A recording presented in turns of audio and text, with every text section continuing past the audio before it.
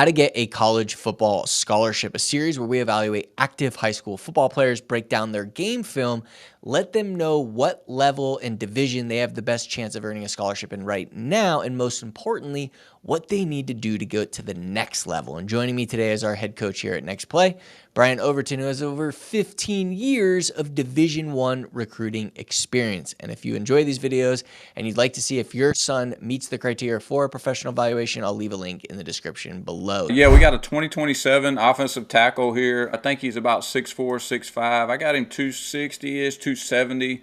So he's got really good size for a young player. This is sophomore tape, obviously. And as we let it roll here, guys, at offensive line, we're looking for a couple things, right? We're looking for bend in the stance. That's why I paused it right here. All right, the first 2 or 3 plays, coaches are always going to pause it kind of before the play starts, see how well he bends, see if it looks uncomfortable, see if he's got like heavy hand, does he have soft fingers in the ground, things like that. This kid doesn't bend bad, for his size right now, so, that looks pretty good. He comes off, good here, runs his feet. That's how you want to finish. I like this kid because he's nasty, he plays hard, at tackle. Wait, was that him? Was that him at the end of the screen just pummeling the dude? Yeah, Did you go back he's to playing him? left tackle. Yeah, Left tackle. yeah, All right. yeah, he's playing left tackle. So how does he look? How does he? We got to get rid of that thing until the whistle. That left. Okay, I see him. Yeah. Let's see. So he's running his feet, finishing.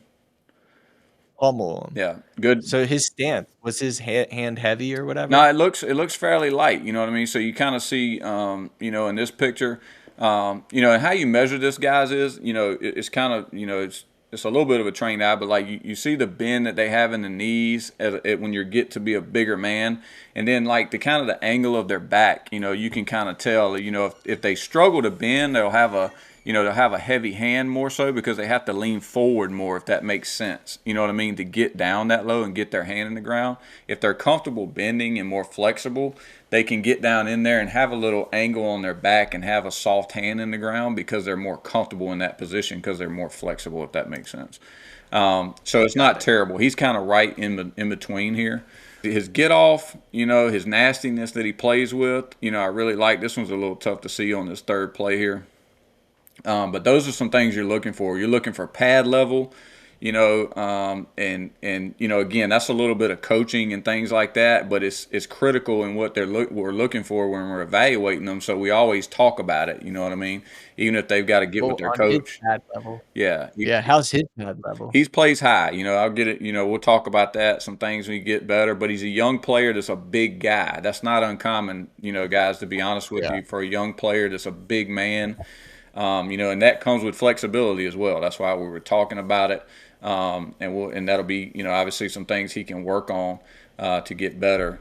So those are some of the things you're looking at offensive line. You're looking at nastiness. You're looking at athleticism nowadays because of the way the game has changed.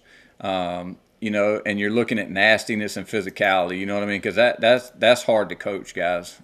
If you're not nasty and physical in there and really show that you like playing the game in there, it's really hard to survive in college football because the defensive linemen are not going to look like this defensive lineman, obviously, on a regular basis that he's blocking. So those are some things in particular, that we really look for that are kind of, non-negotiables. Like the pad level and the flexibility and things like that can really improve. Like, you know what I mean? If they work on them, they can really improve. If you're soft in there and you can tell it on tape, they're not going to watch it very long, guys. I'm just telling you, if you're leaning on guys, you know what I mean, and just doing enough in between him and the ball carrier, that's just not going to translate to college ball because it's just too hard. Those defensive linemen are so much better. Okay, and so I went over this play right here, but I wanted to go back to it, okay, because we had some plays, and I want to really touch on this because this is critical for offensive linemen. All right, in the evaluation when you're looking at the tape, okay, we had him take out. I put 3 plays on here, but this is an example of one of them. All right, you remember how in the first 3 plays he really engaged and like ran his feet, took the guy down the field and things like that. Okay. Well, here, I know it's a pass play and he's pass setting, but that piece at the end, he's got a handful of them in here on this, on pass sets and on some run plays, where he really doesn't move his feet as well. And then at the end, you see that takedown right there? That's going to be called every single time in college football. That's holding, guys. The ball can be gone. I'm just telling you. I've stood on sidelines for 15 years and seen it called over and over and over again. Yeah. And it can Hip become a holding. bad habit, okay? And what we don't want to do, especially talented young players like this, you don't want them to get into bad habits, and you definitely don't want to water down a good highlight tape with plays like that are actually penalties, because he's already got a 15-minute tape, and we'll talk about that here in a second about how we had him trim them down. But I had some big examples of that, and I won't go through all of them, but you get the idea where he kind of turns the guy and doesn't run his feet, and he does the takedown, you know what I mean, as opposed to running his feet right there. See how he runs his feet here? And he runs Yeah. his feet and doesn't Yeah. stop his feet and just buries the guy, right? So it's a, Yeah. it's a, it's Love a that. huge difference. Did you have him move that play up? Yeah, so I've got that. Yeah, I was starting with the takeout plays. I've got some that I had him move up, and I won't go through every single one of them, but that was an example of one just because we got to it here just kind of naturally. That's the other thing. You got to remember in evaluation, guys, if you show that you can do it on other plays, they'll start to question why you don't always do it. If that makes sense to you Mm, guys? So he's got really good plays in here where he engages, runs his feet, you know what I mean, does everything you want him to do. Now his pad level might not be great on all of them, but he shows the ability to engage and run his feet and really work hard to stay engaged and within the rules and not hold and just bury people like 10, 15 yards down the field.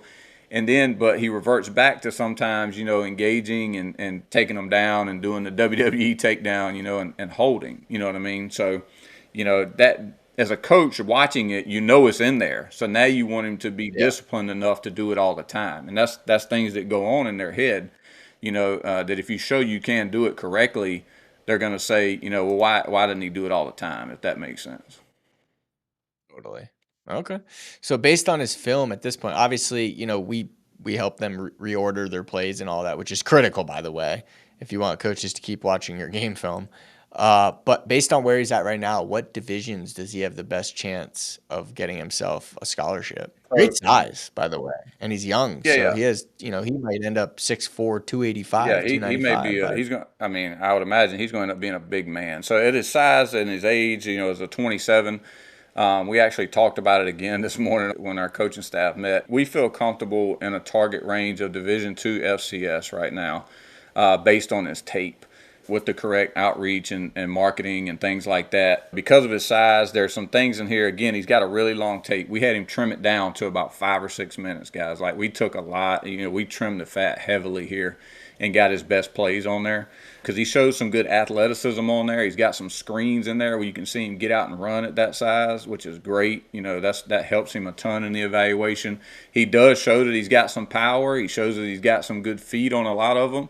And the plays that he didn't, again, we had him take them out. But because of those reasons and his upside, and I say it all the time, we're doing offensive linemen, just simply how hard they are to find, with the right size and athletic ability and just basic position specifics that you're looking for, at those levels. We think that's a really, really comfortable target for him, heading into his junior year. With the correct outreach, we think he can get some really, really good traction this year in those levels, and possibly even pick up some early offers that he can leverage based on this tape right here. Especially if he gets it trimmed down, cleaned up, I think he's going to have a really nice tape.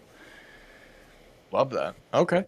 And so everyone always asks, right? What do I need to do? Like, D1 FCS is great, but I want to play G5 or I want to play, Yeah. Power 5. What do I need to do? Yeah, so at his size, if he continues to get bigger, which I think he is, some of this is obviously projections based on, class year and things like that. If he gets the size, I think he's going to really have to get more flexible, which is in turn going to help his pad level. He plays high right now. And he can because of his size and who he's blocking, right? But the earlier you start to address this, the more prepared you're going to be for college ball, the more it translates on your high school tape to college coaches when they're evaluating it. Okay, if you play with good pad level in Yeah. high school and we can see it on tape, that's one thing that we know we're maybe not have to coach as hard. In the door, you're probably going to play with decent pad level because you've worked on it and it's on your mind. So the flexibility piece is going to be really big. It's going to really help him, play with better pad level. And then we didn't watch a lot of the passing game, in the passing game clips. But just the footwork, you know what I mean, the kick slide and things like that, ladder drills, dot drills and things like that. He's a good athlete once he gets out and starts running. But just, in the 2-point stance with the kick step, and the fast twitch, firing his feet, those things will have to really show up as improved, to improve the evaluation next year. Outside of that, if he just keeps getting bigger and faster and stronger, or bigger and stronger, and adds those to his game and they show up on tape, that's what's going to take him to the next level because of his size and what he already has and his athleticism and his power. Love that. Okay, cool. Yeah, and like you said, it always goes back to, how he markets himself, right? We talk about this all the time. If you're in the top 2,000 guys, you're ranked, meaning there's only 32 5-stars. There's roughly 300 4-stars, about 1,800 3-stars. That's it, guys. Out of 1.1 million, it's 0.18% of the entire recruiting cycle, right? So if you're not in that bucket, it's how you market yourself. It's how you sell yourself. It's how you get in front of coaches. It's how you communicate with these coaches. It's how you build relationships with the coaches. And so that's going to be really critical for a player like this who's even got the size and got the talent. And I'm not saying he's going to end up signing with an FCS or a G5 or he keeps moving himself up, right? But if he doesn't, there's always the possibility to get offers and move up and transfer up later down the road as well. So if you'd like to see if your son meets the criteria for our team to do an evaluation, they're really in depth, not this, obviously, this is us just walking through how we do evaluations, then I'll leave a link in the description below. And it's the absolutely most important first step you can do in the entire recruiting process, because if you're doing outreach to coaches, if you're posting on social media and you're not doing it to the right schools, to the right level, then you are going to get zero results from it and waste thousands of hours on the recruiting process. We post videos on YouTube 3 times a week. So if you got value from this video, consider subscribing, hit the bell notification. If you want to watch our last video that we did on social media on posting and marketing yourself, then you're going to want to watch this video right here.